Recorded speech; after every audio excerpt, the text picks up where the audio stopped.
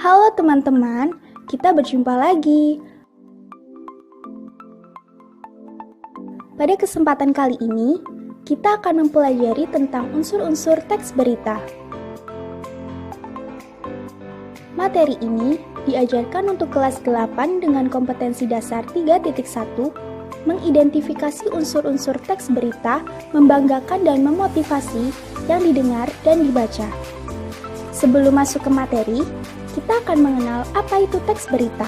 Teks berita adalah teks yang berisi tentang segala peristiwa yang terjadi di dunia yang disebarkan melalui berbagai media seperti radio, televisi, internet, situs web, maupun media yang lainnya. Sebuah berita harus dapat dipertanggungjawabkan kebenarannya, aktual, informatif, dan objektif. Kualitas berita yang baik harus memenuhi kriteria unsur-unsur berita, yaitu 5W1H. 5W1H adalah singkatan dari what, who, when, where, why, how. Lalu, apa maksud dari 5W1H? Di video ini, kita akan membahas satu persatu secara rinci. Unsur berita yang pertama adalah what atau apa. Unsur ini menjelaskan mengenai apa peristiwa yang terjadi yang diberitakan.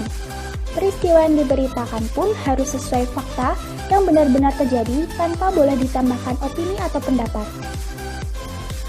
Contohnya, topik sebuah berita yaitu peristiwa banjir menggenangi 5 distrik dan menewaskan 16 orang. Selanjutnya ada unsur who atau siapa. Unsur ini menjelaskan siapa saja yang terlibat dalam peristiwa yang diberitakan. Orang-orang atau pihak yang terlibat dalam berita harus diinformasikan dengan benar agar lebih jelas dan berita dapat dipahami. Contohnya, yang terlibat dalam sebuah peristiwa yaitu warga di 5 distrik di negara bagian Maharashtra. Berikutnya ada unsur when atau kapan. Unsur ini menjelaskan mengenai waktu terjadinya peristiwa yang sedang dibahas dalam berita. Waktu terjadinya peristiwa harus dijelaskan secara jelas sehingga berita mudah dimengerti dan tidak menimbulkan kesalahpahaman. Contohnya, waktu terjadinya peristiwa tersebut, Kamis 8 Agustus 2019. Unsur berita selanjutnya adalah where atau di mana. Unsur ini menjelaskan tempat terjadinya peristiwa di dalam berita tersebut. Hal ini penting agar pemirsa tahu lokasi terjadinya peristiwa dan tidak salah dalam memastikan informasi yang diberikan. Contohnya, tempat kejadian peristiwa tersebut adalah 5 distrik di negara bagian Maharashtra, India Barat. Selain itu, juga ada unsur why atau mengapa. Unsur ini menjelaskan alasan kenapa peristiwa di dalam berita itu bisa terjadi. Selain itu, dibahas juga latar belakang dan alasan-alasan yang membuat peristiwa bisa terjadi, sehingga pemirsa bisa tahu informasi lebih detail. Contohnya, penyebab peristiwa tersebut adalah karena sungai meluap akibat kebijakan membuka pintu bendungan yang terisi penuh. Unsur-unsur berita yang terakhir adalah how atau bagaimana. Unsur ini menjelaskan mengenai proses atau kronologis peristiwa di dalam berita. Artinya, diinformasikan juga runtutan kejadian dalam berita serta detail-detail lain dalam peristiwa sehingga informasi bisa tersaji dengan utuh dan lengkap. Contohnya, kronologi peristiwa tersebut adalah hujan lebat dan banjir mengakibatkan 16 orang tewas dan 140.000 orang mengungsi akibat kebijakan membuka pintu bendungan yang terisi penuh. Setelah menyimak penjelasan tadi, apakah kalian sudah paham? Jika sudah, simaklah video berikut ini, kemudian tentukan unsur-unsur 5W1H-nya. Selamat mengerjakan dan sampai jumpa lagi. Terima kasih telah menonton video ini.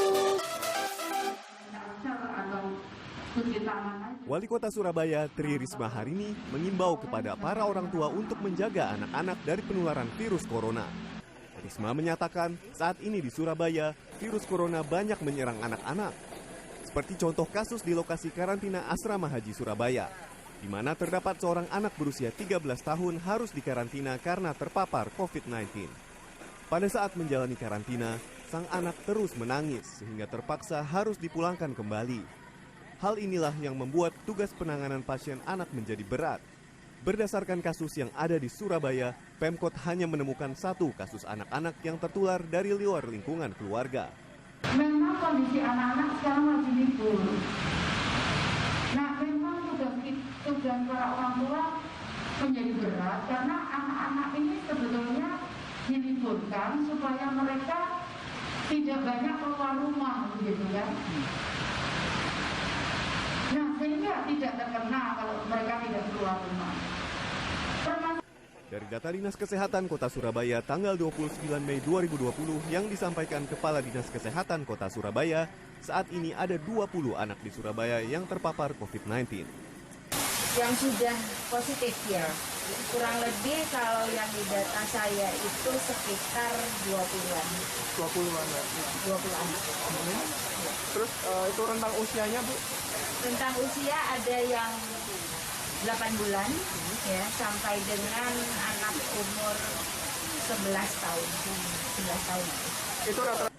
Berdasarkan data terbaru persebaran virus corona di Surabaya, kumulatif kasus konfirmasi COVID-19 berjumlah 2.394 kasus dengan jumlah ODP sebanyak 508 orang dan PDP sebanyak 1.975 orang. Wahyu Pratama Putra, Surabaya, Jawa Timur.